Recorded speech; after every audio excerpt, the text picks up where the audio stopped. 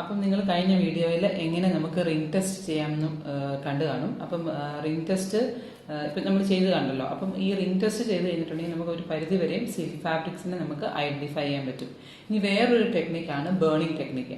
Silk എന്ന് പറയുന്നത് നമ്മുടെ സിൽക്ക് വേമിൽ നിന്ന് പ്രൊഡ്യൂസ് ചെയ്തതായത് കാരണം, അതായത് നമ്മുടെ തലമുടി കത്തുന്നത് പോലത്തെ മണമാണ് സിൽക്ക് കത്തുമ്പം വരുന്നത്. അതായത് നമ്മുടെ തലമുടി കത്തിപ്പോയി കഴിഞ്ഞിട്ടുണ്ടെങ്കിൽ നമുക്ക് ഫൈൻ ആയിട്ടുള്ള ഗ്രേ കളറിലെ ആഷസ് ആണ് കിട്ടുന്നത്. അതുപോലെ തന്നെ പ്യുവർ സിൽക്ക് ഫാബ്രിക്കും ബേൺ ചെയ്ത് കഴിയുമ്പം അത് ഫൈൻ ആയിട്ടുള്ള ആഷസ്, അതായത് കുഞ്ഞ് തരി പോലത്തെ പൊടിയായിരിക്കും. ആ പൊടി നമുക്ക് എങ്ങനെയാണ് അത് വരുന്നതെന്നുള്ളത് കാണാം. അപ്പം ഞാൻ തീപ്പെട്ടി എടുത്തത് കത്തിക്കുവാണ്. സിൽക്ക് ഫാബ്രിക് നമ്മളിങ്ങനെ കത്തിക്കുകയാണ്.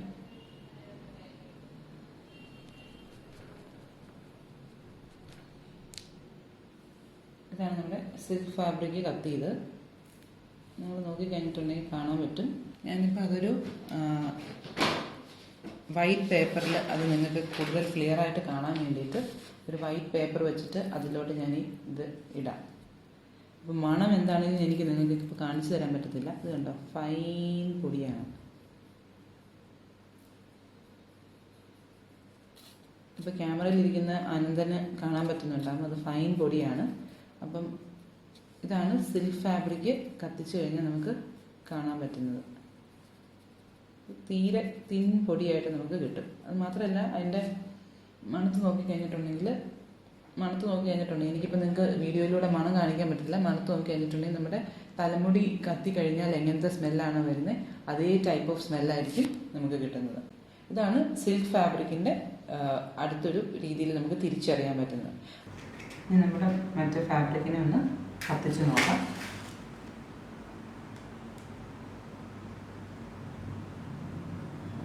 നിങ്ങൾക്ക് കണ്ടാൽ മനസ്സിലാവും, പ്ലാസ്റ്റിക് കത്തുന്നത് പോലെ ഉരുകി കയറുന്നുണ്ട്.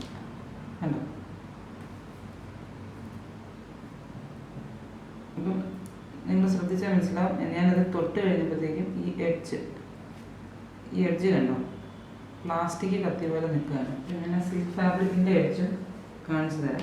ഈ രണ്ട് ഫൈബറിൻ്റെയും എഡ്ജ് നമ്മൾ കത്തിച്ച് വെച്ചിട്ടുള്ളതാണ് ഇപ്പോൾ നമുക്ക് കാണാൻ പറ്റുന്നത്. അപ്പം ഇതിങ്ങനെ നമ്മൾ എടുത്തു കഴിഞ്ഞിട്ടുണ്ടെങ്കിൽ നമുക്ക് ഇതുണ്ട്. ഇതിപ്പം എടുത്തു കഴിഞ്ഞിട്ടുണ്ടെങ്കിൽ നമുക്കത് കാണാൻ പറ്റും. അതൊരു പ്ലാസ്റ്റിക് കത്തിയ ഇഫക്റ്റിലാണ് ഇതിരിക്കുന്നത്. ഇതിപ്പോൾ നമുക്ക് ഫൈനായിട്ട് ഫൈബേഴ്സ് ക്ലിയർ ആയിട്ട് നമുക്ക് ഈ എഡ്ജിലും കാണാൻ പറ്റുന്നുണ്ട്.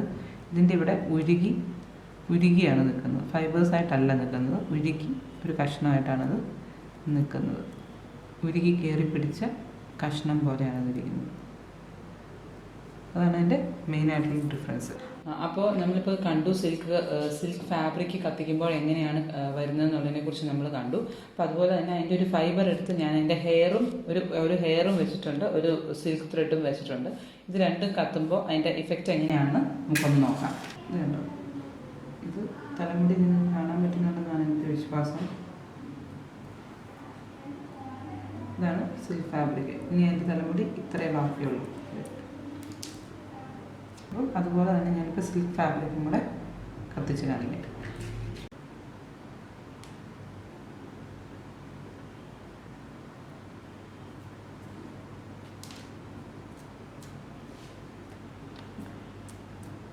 രണ്ടിൻ്റെ ഫൈൻ ആഷാണ്. നിങ്ങൾക്ക് ഐഡൻറ്റിഫൈ ചെയ്യാൻ പറ്റുന്നുണ്ടോ എന്ന് എനിക്കറിയത്തില്ല. ഇപ്പം ഇങ്ങനെ നോക്കി കഴിഞ്ഞിട്ടുണ്ടെങ്കിൽ ഇത് നമ്മുടെ ഹെയർ കത്തിയതും ഇത് നമ്മുടെ സിൽക്ക് ഫാബ്രിക് കത്തിയതുമാണ്. നമുക്ക് ഈ ആഷിൽ നിന്ന് നമുക്ക് പ്രത്യേകിച്ചൊന്നും തിരിച്ചറിയാൻ പറ്റില്ല. എങ്കിലും നമ്മൾ ആ കത്തി വീണത് ആഷ് എവിടെയാണെന്നുള്ളത് കാണിക്കാൻ വേണ്ടിയിട്ടാണ് ഇപ്പം ഹെയറിനും സിൽക്കെന്നും എഴുതി കാണിച്ചിരിക്കുന്നത്. അപ്പം ഒന്ന് സിൽക്ക് ഫാബ്രിക് ആണ്, ഒന്ന് നമ്മുടെ ഹെയർ കത്തിയതാണ്. അപ്പോൾ രണ്ടും ഫൈൻ ആയിട്ടുള്ള ആഷസ് ആയിട്ടാണ് നമുക്ക് കിട്ടുന്നത്. ഈ വീഡിയോ നിങ്ങൾക്ക് എല്ലാവർക്കും ഇൻഫോർമേറ്റീവ് ആയിരിക്കുമെന്ന് ഞാൻ വിചാരിക്കുന്നു. നിങ്ങൾക്ക് ഈ വീഡിയോ ഇഷ്ടപ്പെടുകയാണെങ്കിൽ നിങ്ങളത് ഷെയർ ചെയ്യുകയും ലൈക്ക് ചെയ്യുകയും ചെയ്യുക. നന്ദി, നമസ്കാരം.